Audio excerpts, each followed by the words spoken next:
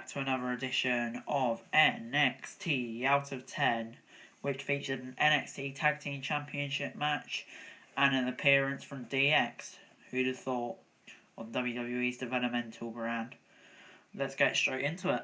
Then we did start off that NXT Tag Title match. Matt Riddle and Timothy Thatcher versus Imperium. And Imperium actually became new champions. Miscommunication between Timothy Thatcher and Matt Riddle caused Thatcher to abandon Riddle, leaving him to face Imperium alone. Imperium finished him off with a powerbomb and a European uppercut combination. Afterwards, Riddle and Thatcher brawled backstage. Riddle called William Regal to request a match later in the night. Wow, I didn't see this coming.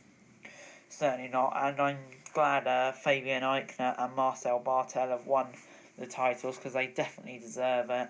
I didn't really think Riddle and Thatcher would be long partnership, especially as tag champs, so I was kind of surprised with this, kind of not. Good match. It's just made it really interesting. So to start NXT, I'm going to give it a 7.25 out of 10. Then we got Tegan Knox v Indy Hartwell.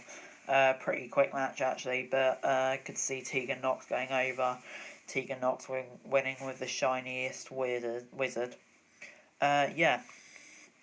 Not really much to say here, so I'm going to give it a 6.25 out of 10. Then got a pretty quick promo from Rhea Ripley, who says she'll get the NXT Women's Championship back from Charlotte Flair, even if she has to go through Io Shirai to do it. I actually thought it was quite a good promo, but probably too short to grade. And then it was interim NXT Cruiserweight Championship match. Jake Atlas defeated Toni Nese to stay alive in the tournament with the Rainbow DDT. Pretty decent match, this.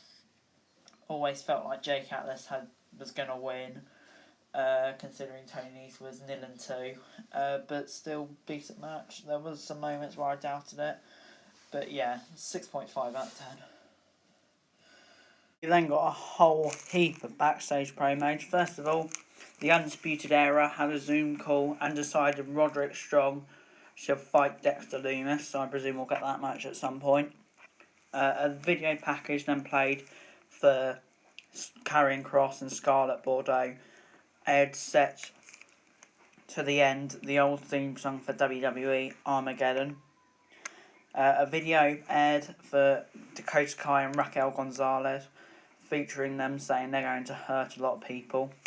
And then DX appeared. Triple H, Shawn Michaels and Road Dogg announced that the next NXT TakeOver event will be called NXT TakeOver in Your House and will be on June the 7th. I enjoyed this. DX a laugh as always. Michaels with his face mask and stuff like that. Just brilliant. Not going to grade any of those though because they're far too short. But I did enjoy the DX one. We then got a rematch from last week. Finn Balor v Cameron Grimes. And Cameron Grimes actually won, to my surprise, with the cave-in after interference from Damian Priest, so it wasn't clean. After the match, Priest hit the Reckoning on his chair and revealed that he was the one who attacked Balor a couple of weeks ago.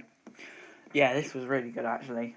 Put Cameron Grimes over huge, and Finn Balor isn't hurt by these sorts of losses, and the Priest, I think he's a good opponent to have to Balor. It will certainly elevate him, so I really enjoyed this, and I'm going to give it a 7 out of 10. We then got Jack Gallagher defeating Isaiah Swerve Scott in the Cruiserweight tournament match. Toni Nese attacked Scott before his entrance, injuring him. Gallagher won pretty quickly with rolling elbow. Not too sure why Nese did it, because he's already out, so I don't know if they'll have a feud on 205 Live or NXT after this. Just felt a bit random. So I'm only going to give this a 6.6. I'll say it's 6 out of 10. But good for Gallagher to get the win. No, in fact, I'll bump it up to 6.25. 6.25 out of 10. Next up, we got Kaden Caruso defeating Aaliyah. Pretty much a squash match, just slightly better off for Aaliyah. Aaliyah wanted to join the Robert Stone brand after that performance. She wasn't successful. She's just there no meaningful reason really, so I'm just going to give it a 6 out of 10. Gargano and Candice LeRae did another one of their talks over the dining table about Mia Yim and Keith Lee, so I don't know if this will lead to a mixed tag match. Hope it would do though, because that sounds quite decent and I want to see that now. Next week's show will feature Kushida v Drake Maverick, Akira Tozawa v El Hijo del Fantasma, and Io Shirai v Rhea Ripley. I know it was main event time and it was booked earlier on in the show. Matt Riddle defeating Timothy Thatcher. Riddle reversed the submission into a pin to win. After the match, Thatcher attacked Riddle and put him in a Fujiwara armbar. Yeah, enjoyed this. Good to see Riddle get revenge, despite Timothy Thatcher doing well for most of the match. So, yeah, and then the attack afterwards to ensure the feud will continue going. So I'm going to give this a 7 out of 10. Overall, NXT is going to get a 6.5 out of 10 this week. A much improved show this week, in my opinion. And, yeah, I thought AEW was the worst it's been for ages. So NXT is going to level my little score chart up at 3-all. I really enjoyed Matt Riddle, Timothy Thatcher storyline going through the night. Cameron Grimes getting a big win. There wasn't really a down point. So, yeah, I'm really impressed with NXT and hopefully they can keep this momentum going. Also, DX, great to see them as well. So, yeah, a very good show this week for NXT.